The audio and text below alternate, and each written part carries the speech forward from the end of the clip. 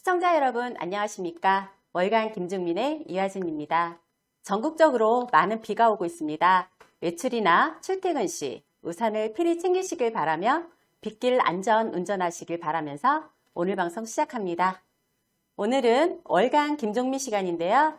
국회와 지역구에서 열심히 활동하고 계신 김종민 국회의원님을 모시고 이야기 나눠보도록 하겠습니다. 어느덧 무더위가 지나가고 8월이 끝나가고 있습니다. 의원님 요즘 어떻게 활동하고 계신가요? 예, 요즘 이제 국회가 진행이 되고 있고요. 또 우리 민주당에서는 대통령 후보 선출을 위한 경선이 진행이 되고 있어요. 그래서 뭐 제가 후보로 나서지는 않았지만 그래도 우리 당에서 벌어지는 일이니까 제가 어떤 뭐 특정 후보를 지지하지는 않지만 여러 가지 이제 이슈들이 있잖아요. 뭐 그런 거에 참여도 하고 그 다음에 우리 이제 국회에서는 지금 언론중재법 때문에 좀 여러 가지 논란이 되고 있습니다. 그래서 그 언론과 관련된 뭐 여러 가지 쟁점들 여기에 대해서 좀 같이 얘기를 하고요. 그리고 이제 중요한 게 이제 코로나 때문에 이 코로나 그 방역 지침이 격상됐잖아요. 그래서 현장에 가보면 정말 우리 자영업자분들 식당 하시는 분은 엄청나게 지금 피해를 입고 있어요. 그나마 지금 이제 손실보상법이 이번에 통과가 됐기 때문에 지금은 이제 이 손실보상을 법적으로 받을 수가 있게 돼 있거든요. 그래서 저희가 이런 정부 지침에 동참해서 생기는 피해에 대해서 손실을 제대로 보상할 수 있도록 이 손실보상법의 그 적용을 어떻게 할 건지 여기에 대해서 관심 갖고 지금 계속 챙겨보고 있습니다. 네. 8월 16일 기자회견에서 기본소득에 대한 논쟁을 제기하셨습니다. 페이스북에도 기본소득에 대한 의견을 여러 번 밝히셨는데요. 기본소득에 대한 의원님 의견 부탁드리겠습니다. 예, 지금 우리 민주당 경선에서 가장 큰 쟁점이 될 수 있는 게 이제 우리 앞으로 지금 양극화가 지금 현재 심하잖아요. 그래서 미래에 대해서 사람들이 불안해해요. 내가 일자리를 잃으면 어떻게 할까? AI가 다 일자리를 뺏어간다고 하는데. 그 다음에 이제 우리가 60대 초반 중반에 은퇴를 하게 되면 옛날 같으면 이제 그러면 이제 그 수명이 60세 뭐 초중반일 때도 있었잖아요. 그 환갑 넘으시면 이제 거의 뭐 돌아가시는 어르신도 많았고 그래서 지금은 완전히 달라졌어요. 지금은 기본이 80세, 80 이후 90, 100수 이런 얘기가 나오잖아요. 은퇴한 이후에도 인생이 엄청 많이 남아있어요. 여기에 대한 지금 우리가 보장이 안 되는 거예요. 우리 부모님들이 자식들 5, 6 나와서 키우시느라고 자식 키우는데 모든 에너지를 다 쏟는데 이제 치중하셨잖아요. 그래서 당신들 노후에 대한 준비는 안 해놓고 가신 거예요. 그 개인도 개인이지만 우리 사회 전체가 그래요. 그래서 이거에 대한 불안감이 되게 큽니다, 지금. 여기에 대한 국가의 어떤 대책이 필요한데 이걸 가지고 이제 논쟁이 벌어지고 있는 거예요. 한쪽에서는 복지국가를 전면적으로 실시해야 된다. 그럼 복지국가로 빨리 가야 된다. 한쪽은 기본소득으로 가야 된다. 이게 이제 논쟁이 붙어 있어요. 둘 다 돈이 들어가요. 우리가 돈을 한 50조, 100조 정도가 이제 돈을 더 걷어야 됩니다. 그 예산을 걷어야 이 문제를 해결할 수 있는데 저는 그거는 반드시 걷어야 된다. 채무를 일으키든 아니면 기존에는 예산을 절감을 하든 새로 증세를 하든 어떤 한 100조 정도를 만들어서 우리가 일자리 잃었을 때 국가에서 책임져 주고 다시 기술 교육 시켜주고 그 다음에 노후가 됐을 때 적어도 한 달에 한 100만 원 정도씩은 기본적인 소득이 좀 보장되고 그러면은 나머지는 좀 서로 알아서 좀 해결할 수 있지 않겠어요? 아주 기본적인 걸 어떻게 해결할 거냐 이게 가장 큰 쟁점입니다. 그런데 이제 제가 복지국가로 저는 가야 된다. 왜냐하면 복지국가하고 기본소득의 가장 큰 차이는 이런 거예요. 똑같이 돈을 50조, 100조를 쓰는 겁니다. 지금 우리 복지 예산이 한 120조 돼요. 근데 이 돈을 50조든지 100조든지 돈을 쓸 때 어떻게 쓸 거냐? 복지국가는 기본적으로 필요한 사람, 어려운 사람 위주로 돈을 쓰자는 거예요. 그러면 실업이 되면 실업이 되면 우리 지금 어떻게 되겠습니까? 고용보험 든 사람들은 보통 실업 상태가 되면 최저임금도 한 180만 원 이 정도를 한 6개월 받아요. 그리고 끝납니다. 그러면 그 다음엔 어떻게 됩니까? 진짜 그야말로 진짜 절망해요. 근데 일자리가 쉽게 안 구해지면 어떻게 돼요? 상당히 불안하죠. 그래서 실업이 되게 우리한테는 큰 어떤 충격을 주잖아요.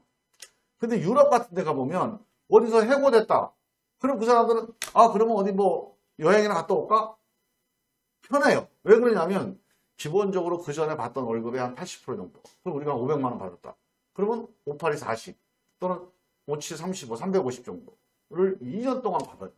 그리고 2년 안에 새로운 기술 교육을 국가가 무료로 우리 전문대학 같은 그런 프로그램을 제공해야 됩니다. 그래서 걱정할 필요가 없어요. 그러니까 직장을 잃는다. 일자리를 잃는다는 게 절망으로 가는 게 아니고 새로운 기회로 가는 거예요. 그러면 이제 새로운 일 한번 해볼까? 이런 생각을 할 수 있죠. 우리도 그런 나라로 가야 돼요. 그런 나라로 가려면 연간 한 3, 40조가 들어가야 됩니다. 3, 40조를 만들어서 그걸 해야죠. 그 다음에 아까 말씀드린 노후에. 우리 이제 연금 받는 분들, 공무원들, 뭐, 군인, 선생님들, 또는 이제 뭐 대기업에서 이제 퇴직금 많이 받는 사람, 이런 사람은 괜찮죠. 근데 그런 사람이 우리나라 인구의 몇 프로나 되겠어요? 같은 나이에 보통 10%밖에 안 됩니다. 그럼 나머지 90%는 뭐예요? 자기가 집 한 채 있거나 물려받은 재산 없으면 걱정인 거예요. 그러니까 아무리 우리가 아무것도 없어도 월 100만 원 정도는 기본적으로 대한민국 국민이니까 뒷받침해주겠다. 이런 나라를 만들자는 거예요. 왜? 경제가 발전하면 다 그걸 해야 됩니다. 경제 발전해서 삼성만 잘 살고 현대만 잘 살면 안 되잖아요. 그래서 모든 국민이 한 노후에 한 100만 원 정도씩은 이거 기본소득을 올릴 수 있게. 자, 이런 것들이 이제 복지국가의 어떤 정책인데, 기본소득은 이제 그런 청년수당, 노후수당 이런 것도 하지만 전 국민한테 한 50조를 갖다가 똑같이 나눠주자는 거예요. 그래서 저는 그걸 왜 반대하냐면, 저는 그런 국민들의 생활을 뒷받침해주기 위해서 뭐 현금을 지급할 수 있다. 그런 거 찬성입니다. 근데 다 주는 거는 좀 반대예요. 왜? 돈이 너무 많이 들어가요. 꼭 필요한 사람은 줘. 어떤 사람은 주냐? 어려운 사람들. 어려운 사람들은 실업, 일자리 잃은 사람들. 그 다음에 은퇴한 사람들. 이게 어려운 사람 아닙니까? 그 다음에 청년들. 이제 일자리를 얻어야 되니까. 네. 아동들. 뭐 장애인들. 그 다음에 열심히 일을 했는데 임금이 적은 사람들. 이런 사람들에게 현금을 지급하고 나머지는 시장에서 소득을 올리는 사람들은 굳이 현금을 줄 필요가 없다. 저는 그런 주의예요. 그래서 똑같은 액수로 전 국민 나눠주는 거는 우리 정책, 복지국가 정책은 밑에 약한 사람은 더 힘을 주고 강한 사람은 좀 바르게 뭐 힘을 뺄 필요는 없지만 그러니까 약한 자 힘 주시고 강한 자 바르게 이게 성경책에 나오는 얘기인데 그게 우리 복지국가 정책이거든요. 그래서 그런 방향으로 가야지 뭐 돈 많은 사람 돈 없는 사람 다 똑같이 액수로 나눠주는 거 이거는 저는 반대입니다. 이낙연 대선 후보의 윤현창 정무실장과 그 검찰개혁 유튜브 라이브 토론회를 하신 걸로 알고 있습니다. 의원님께서 평소에 생각하신 바를 말씀하셨을 텐데요. 그 대선 경선과 연결해서 그 검찰개혁에 대한 의원님의 생각을 듣고 싶습니다. 저게 사실관계가 조금 다른데 윤영찬 정무실장과 토론을 한 게 아니고 제가 이낙연 후보하고 직접 했어요. 네. 그래서 검찰개혁에 대한 1시간 정도 그 끝장 토론을 했는데 그걸 하게 된 거는 이제 이낙연 후보가 저 당대표하고 저는 그때 최고위원 했잖아요. 네. 그래서 최고위원을 하면서 검찰개혁을 같이 했기 때문에 이 검찰개혁의 지금 현재 상황 이걸 한번 같이 토론해보자 해서 한 거고 아무래도 제가 이제 검찰개혁에 대해서 그동안에 목소리를 높여왔기 때문에 지금 현재 상황 앞으로 어떻게 나갈지 이런 것들을 이낙연 후보한테 제가 이제 여러 가지 당부도 하고 좀 제안도 하고 또 다른 후보들에 대해서도 문제제기도 하고 뭐 그런 취지에서 한 겁니다. 그래서 상당히 유익한 토론이 됐고요.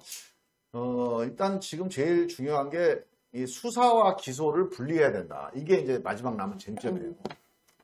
그런데 이제 검찰에서는 윤석열 총장이 이제 그만둘 때 그걸 가지고 그만두는데 이게 이제 윤석열 총장을 무슨 탄압하기 위해서 만든 거라는데 그거는 완전히 거짓말이고요.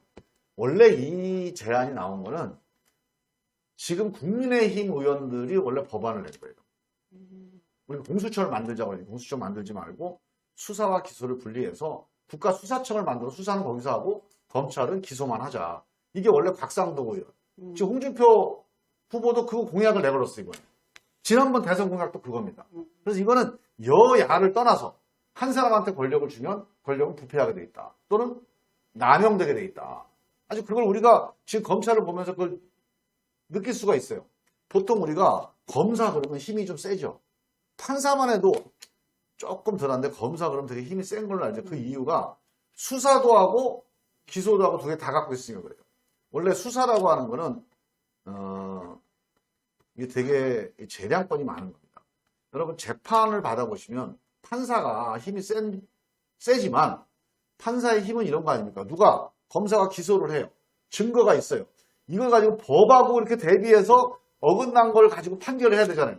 내가 믿다고 이화진 미우니까 법에도 없는 걸 가지고 야 너 징역 5년 이렇게 못해요. 그러니까 판사의 재판은 법을 기준으로 해서 증거를 기준으로 해서 하니까 어느 재량의 어떤 한도가 있잖아요. 검사도 기소행위는 마찬가지입니다. 왜? 자, 사건이 있어요. 이게 법에 어긋나는 것만 해야지 법에 어긋나지도 않는 내 마음대로 이거는 너 한번 맛 좀 봐라. 이렇게 기소하면 다 무죄 나오잖아요. 그래서 검사의 기소행위도 이것도 한계가 있는 거예요. 근데 수사는 다릅니다. 수사는 아무것도 없는 백지 상태에서 뭘 찾아내는 거 아닙니까? 그러니까 이게 안 나오면은 뭐 계좌 추적을 하든지 아니면 집에 압수수색을 하든지 아니면 조사 끝까지 탈탈 터는 게 가능해요. 먼지털이가 가능합니다. 왜? 뭔가 의심이 간다. 이건 수사관만 알 수 있는 거잖아요.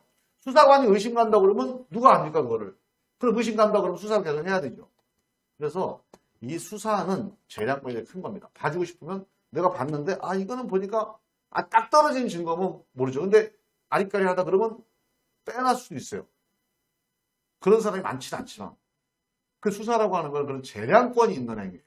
그래서 수사는 누군가가 수사는 통제해야 됩니다. 누군가 감시해야 돼요. 그 수사를 감시하는 사람이 누구냐? 그게 검사입니다. 원래 검사는 수사하는 사람이 아니고 수사관을 이렇게 쳐다보는 거예요. 맨날 보고를 받아. 이건 뭐 이거 법에 어긋나는 건데? 이건 너무 무리한 건데? 이건 봐주는 건데? 이래가지고서 너 이렇게 수사 가져오면 내가 기소 안 해? 너 이렇게 가져오면 내가 나중에 수사할 거야? 이렇게 해서 그 수사를 감시하는 역할을 하라고 만든 게 검사예요. 이게 원래 시작이 그런 겁니다. 옛날에 프랑스에서 시작이 된 건데 검사제도가 한 200년 전에 원래는 판사가 이제 수사관이 이렇게 판사한테 갖고 와요. 이 사람이 죄는 이런 죄가 있습니다. 이 사람이 돈을 훔쳤습니다. 그래서 집에 가보니까 이런 증거가 있습니다. 하고 갖고 와요. 근데 판사가 재판을 해보니까 이 수사관이 수사한 게 엉터리가 많은 거예요. 어떤 경우에는 자기하고 밉다고 그래서 막 죄를 뒤집어 씌운 것도 있고 어떤 경우에는 자기하고 친하다고 막 봐준 경우도 있어요. 야, 수사가 이걸 가지고 수사관이 갖고 온 거 갖고 재판하려니까 좀 믿을 수가 없다. 그래서 판사가 수사관에 보냅니다. 사람을 보내요. 그러니까 판사가 보낸 수사. 그게 검사예요, 검사. 그게 원래는 이제 그 수사판사라는 이름이 검사의 원래 이름이에요. 그러니까 수사를 위해서 판사가 보낸 사람을. 그 사람 보고 수사를 이렇게 이제 이 중에서 정말로 법에 어긋나는 것만 골라갖고 재판에 갖고 와라. 그 임무를 띄고 보냅니다. 그 수사판사라고 처음에 불렀어요. 그러다가 이거를 우리는 이제 검사라는 이름을 바꿨죠. 뭐 감시하다, 뭐 들여다본다 이런 의미로. 우리는 이제 검사가 원래 그걸 하는 건데 사건이 옛날에 범죄와의 전쟁, 그 다음에 옛날 연탄 비리 이런 대형 비리 사건이 생기니까 여론이 막 압박이 심해지잖아요. 그러니까 이 수사를 좀 철저하게 해라. 이런 사회적 압박이 생기니까 검사가 너 대학도 나오고 법에도 잘 아니까 검사가 수사해봐 하고 검사한테 수사를 하게 하는 거예요. 그래서 이 검사의 수사가 확대됐습니다. 처음에는 아주 제한적으로 하다가 원래 일제시대 때 이게 만든 거거든요. 그 시작도 잘못된 거예요, 이게. 왜냐하면 일제시대 때 왜 검사한테 수사를 맡겼냐면 일본 사람들이 자기들은 검사가 수사를 안 해요. 왜? 자기들 국민들은 보호해야 되니까. 수사관이 인권 침해를 못하게 수사관은 수사관하고 검사가 그거를 감시하게 딱 자기들은 원래 원칙대로 제도를 운영을 해요. 근데 조선 총독부에만 검사가 수사를 다 하게 합니다. 왜? 야, 그 조선인들은 뭐 인권이고 자시고 그런 거 생각하지 말고 그냥 잡아서 그냥 족쳐. 그래서 검사한테 수사도 하고 기소도 하고 이런 절차적인 어떤 제한을 안 둔 겁니다. 막강한 권한을 줘버린 거예요. 그래서 검사가 수사도 하게 됐습니다. 일제시대 때. 그게 우리가 해방이니까 내려온 건데 거의 안 했어요. 왜? 아니 법으로 이게 역사적으로 선진국 그렇게 안 하니까. 근데 우리는 옛날에 그 이제 대형 사회적 비리 또 범죄와의 전쟁 이런 문제가 생기면서 검사가 수사에 뛰어들기 시작하면서 국민들이 막 박수 치는 거예요. 뭐 누구를 이제 뭐 부정부패를 잡아냈다. 그러니까 검사의 수사가 완전히 지금은 다 검사가 수사한다고 생각하잖아요. 이거는 헌법에 어긋나는 겁니다.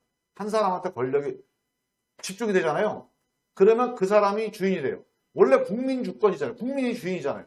국민이 주인이 되려면 권한을 분산시켜야 돼요. 국회는 이거 하고 법원은 이거 하고 대통령이 이거 하고 해서 권력을 나눠줘야지 대통령 한 사람한테 검사 한 사람한테 권한을 다 주잖아요. 그러면 그 사람이 주인 돼요. 국민이 주인이 안 돼요. 국민이 주인 되는 길은 무조건 권한을 나눠줘야 돼요. 그래야 국민이 주인 노릇 할 수 있지 한 사람한테 다 줘버리면 그 사람이 주인 된다. 그래서 우리가 대통령 권한도 나누는 거고 검사 권한도 수사 기소 한 사람이 가면 그 사람이 주인이 됩니다. 국민들은 그냥 개개예요. 그래서 이건 여야가 있을 수가 없어요. 그 윤석열이고 최석열이고 박석열이고 이게 중요한 게 아니고 이거는 무조건 분리를 시켜야 되는데 이거는 이제 한꺼번에 분리하면 시간이 걸리니까 조금 이제 시간을 좀 이행 그 제도적인 준비를 해야 되죠. 수사청도 만들어야 되죠. 그렇다고 이걸 경찰한테 주면 또 안 됩니다. 경찰 너무 힘이 커져요. 그래서 경찰도 아니고 검찰도 아닌 수사청을 새로 만들자. 이게 이제 지금 추진하고 있는 거죠. 언론중재법이 화제입니다. 그 언론 단체에서는 유례없는 언론 자유 침해라고 철회를 촉구하고 있는데요. 의원님도 미디어 특위에서 활동을 열심히 하셨다고 들었습니다. 여당에서는 9월 전에 통과시키려 한다는 이야기가 들리고 있는데요. 관련한 내용에 대해서 설명해 주시고 또 의원님의 의견 부탁드리겠습니다. 네.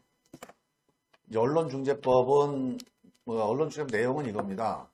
이제 어떤 사람이 고의로 언론에다가 우리 미디어 이슈도 다 해당이 되는 거예요. 네. 고의로 만약에 김종민을 막 어떻게든지 해코지를 하기 위해서 허위 사실을 보도를 했다. 그러면 그건 잘못이잖아요. 잘못이죠. 그러니까 지금은 이제 이렇게 하면 명예훼손으로 고발을 합니다. 그럼 명예훼손 고발하면은 이거 진짜로 이거는 허위 사실이다. 그러면 벌금을 물어요. 얼마 무냐? 한 500만 원 봅니다. 그래서 사실은 효과가 별로 없다. 근데 이제 이게 옛날에는 이제 미디어가 좀 몇 개 없을 때는 뭐 좀 그랬는데 지금은 인터넷으로 엄청나게 많은 뉴스가 쏟아지잖아요. 근데 인터넷에 뉴스 쏟아지는데 이게 사실인지 아닌지를 잘 몰라요. 근데 어떤 특정인 단독으로 나오지 않고 다 따라 쓰죠.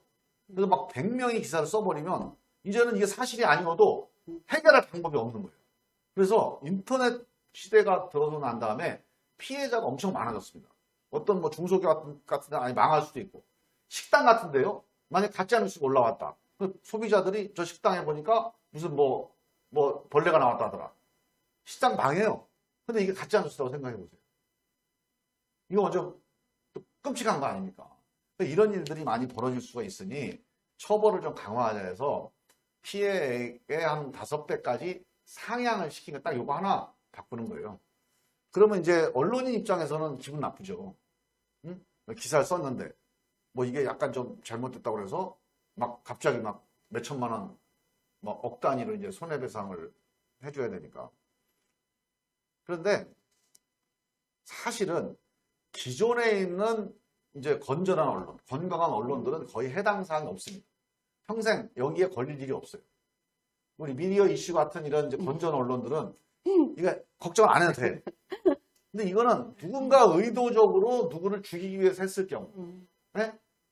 그리고 피해가 엄청나게 큰 경우, 이런 경우가 해당되는데 기존 언론들보다는 예를 들어서 뭐 유튜브에서 막 악의적으로 한다든가 아니면 뭐 이런 약간 어떻게 보면 이제 그 검증되지 않은 언론들이 그런 걸 한다든가 이런 경우에 해당되는 건데 사실은 이게 경고 효과는 있죠. 그럼 기자들이 이제 기사를 이제 앞으로 나는 해당이 없지만 이런 법이 생기면 어떻게 해요? 조심할 거 아닙니까? 예. 사실 그 경고 효과가 핵심이에요. 여기에 해당되는 거는 정말로 악의적인 일부 이제 예를 들면 무자격 언론들이 이제 해당되는 거지 기존 언론들은 해당이 될 가능성이 거의 없다고 봐야 되고 경고 효과 정도 있는 거죠. 근데 이제 아무래도 이게 이제 뭔가 언론을 압박하는 느낌이 드니까 그래서 정치인들 또는 대기업 이런 사람 다 빼버렸어요. 그 사람들에 대해서는 이 적용이 안 되게. 왜? 힘 있는 사람들이 이걸 방패막 삼아서 언론을 탄압할 수가 있으니까. 일반 시민들, 뭐 중소기업들 이런 사람들의 피해를 입었을 경우에만 해당될 수. 그래서 고쳤습니다. 그래서 고치고 이제 논쟁을 하고 있는데 이제 언론계에서는 그래도 이게 뭔가 언론 자유를 좀 그래도 이렇게 위축시킬 수 있다고 자꾸 반대를 해요. 근데 제가 이제 저도 기자 출신이고 또 이 기자들하고 대화를 지금 여러 번 제가 한 6개월째 이 토론을 하고 있어요. 기자협회하고 언론노조하고 하고 있는데 제가 늘 이렇게 얘기합니다. 대안을 가져와, 대안. 지금 이 우리 국민들이 이 언론에 대한 불신이 너무 심해졌다. 특히 인터넷이 생기고 나서는 여기에 가짜뉴스나 오보라든가 이런 것들이 국민들한테 언론 이제 망한다 이래가지고 언론 안 믿으면 같이 망하는 거 아니야. 망하기 전에 우리가 뭔가 비상대책을 만들어야 된다.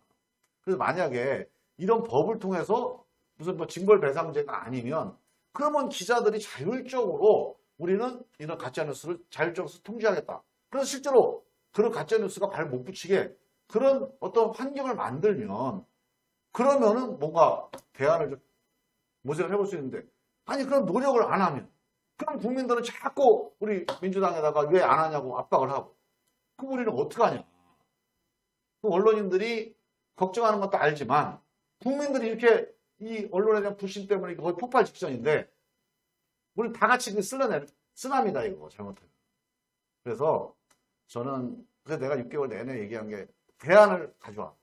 저는 자율적으로 하는 것이 제일 좋다고 봐요. 자율적으로 언론계에서 기자협회가 됐든 인터넷에 올라간 뉴스 중에 만약에 문제가 있다. 가짜뉴스. 그럼 스스로 내리고 스스로 그 사람들한테 내부에 징계하고 앞으로 기사 못 쓰게 하고 이런 게 만약에 자율적으로 움직이면요. 뭐하러 법을 만듭니까? 그리고 국민들도 그 기자를 믿고 언론인을 믿고 안 할 거 아닙니까? 문제 제기를. 근데 그런 게 지금 계속 안 되고 있어요. 그래서 저는 이 법이 만약에 이제 통과되더라도 사실 이런 법에 의해서 하는 나라는 몇 나라, 미국이 좀 이렇게 해요. 미국이나 영국 같은데. 근데 이제 미국, 영국은, 우리나라보다 엄청 셉니다. 미국 같은데 아예 언론사가 망해요. 기사 한번 잘못 쓰면. 그래서 이제 뭐 외국에 뭐 사례가 없다는 건 그건 사실이 아니고 미국은 우리가 훨씬 세요. 그런데 저는 이런 방식의 처벌보다는 징벌보다는 자율이 훨씬 더 언론의 성격에 맞는 거다. 저는 아직도 그 소신은 변함이 없어요.